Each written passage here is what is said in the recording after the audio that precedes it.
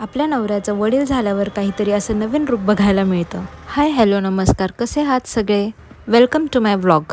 सकाळी माझी सगळी कामे उरकत असताना या दोघांचं इकडं कोकरू कोकरू खेळणं चालूच होतं. त्यानंतर मायराला अंघोळ घालून छान तयार केलं तर बघा हिने काय करून ठेवलं. सगळी लिपस्टिक तोंडाला लावून ठेवली. आजकाल मी तिच्यासमोर मेकअपची एकही वस्तू ठेवू शकत नाहीये, नाहीतर असा काहीतरी उद्योग करून ठेवलेला असतो. खूप दिवस झाले मी व्लॉग्स पोस्ट केलेले नाहीयेत.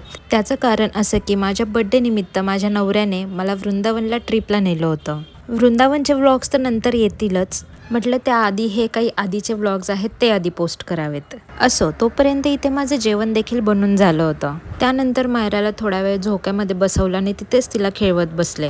झोका खेळता खेळता हे माझं पिल्लू तिथेच असं गोड झोपी गेलं.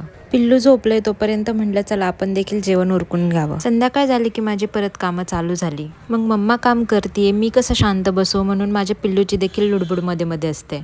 चहा घेऊन मी माझी छोटी मोठी कामं उरकून घेतली आणि मी लागले स्वयंपाकाला. आज होता मस्त मिसळचा बेत. स्वयंपाक करता करता थोडाफार भाजीपाला जो आणला होता तो पण सेट करून घेतला. मिसळ म्हणजे आमच्या प्रितेशची आवडीची डिश. मग मस्त त्याने मिसळ एन्जॉय केली. मिसळ एकदम झणझणीत आणि टेस्टी झाली होती, हे त्याच्या रिॲक्शनवरून तुम्हाला कळलंच असेल. नवऱ्याचा पोटोबा खुश म्हणजे आपण खुश. त्यानंतर प्रितेशने देखील मला सरप्राईज दिलं होतं हा सुंदर बुके देऊन. असा गोड संपला माझा दिवस. भेटूया नेक्स्ट व्लॉगमध्ये. Thank you, bye bye.